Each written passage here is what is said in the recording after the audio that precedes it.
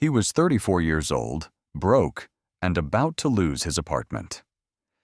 6 years later, he had $2.3 million in the bank. Here's what changed.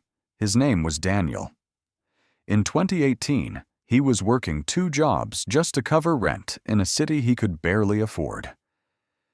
He had $11 in his checking account the day his landlord raised the price by $200 a month.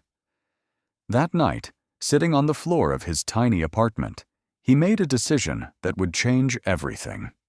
He was done being broke, but he had no idea how to stop being broke. So he did something most people never do. He stopped trying to earn more money and started studying where money actually goes. For 3 months, Daniel tracked every single dollar. Coffee, rent, transport, subscriptions he forgot he even had. What he found shocked him. He was spending over $400 a month on things he couldn't even remember buying. Small charges, silent leaks. The kind of spending that never feels like a big decision, but adds up to thousands every year. He canceled what he didn't need. He negotiated his rent. He started cooking instead of ordering food. Within 6 months, he had saved $3,000. It wasn't much, but it was the first time in his adult life he had money that wasn't already spent before it arrived. Then came the second decision, the one that actually built his wealth. Daniel didn't put his savings in a regular bank account collecting almost nothing. He opened a simple low-cost index fund, the kind that tracks the entire stock market instead of betting on a single company. No day trading, no hot stock tips from strangers online. Just a boring, consistent plan.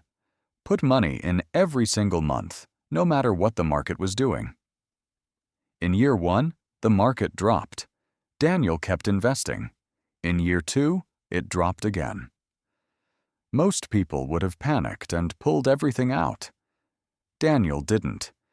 He remembered something an old mentor told him. The market rewards patience, not emotion. By year 3, something started to shift. His investments weren't just growing, they were growing on top of growth. This is the part almost nobody explains properly. Compound interest. It's not exciting. It's not flashy. But it is, quietly, the most powerful force in personal finance. Money making money. And then that money making more money. Daniel also did something unusual for someone his age. Every time he got a raise at work, he didn't upgrade his lifestyle. He upgraded his investments.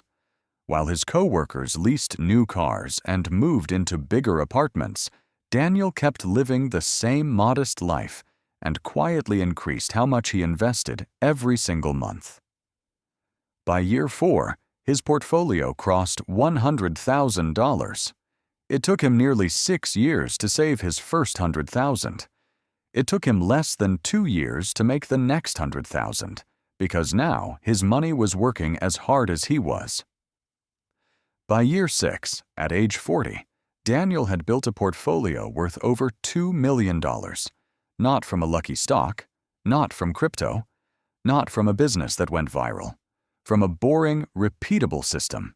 Spend less than you earn, invest consistently, and give your money time to grow. Today, Daniel still lives in a normal apartment. He still drives an old car. But he has something most people chasing quick riches never get: real freedom. The freedom to walk away from a job he hates. The freedom to say no to overtime. The freedom to sleep at night without financial anxiety eating away at him. Here's the truth. Most finance influencers won't tell you. There is no secret formula. There is no perfect stock pick that changes your life overnight. The people who build real wealth almost always do it the same way Daniel did. Track your spending. Cut what doesn't matter. Invest consistently.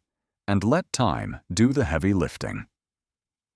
If Daniel could go from $11 in his account to millionaire status, the question isn't whether this works. The question is whether you're willing to start today, with whatever amount you have, and stay patient enough to let it grow. Because the best time to start was 6 years ago. The second best time is right now,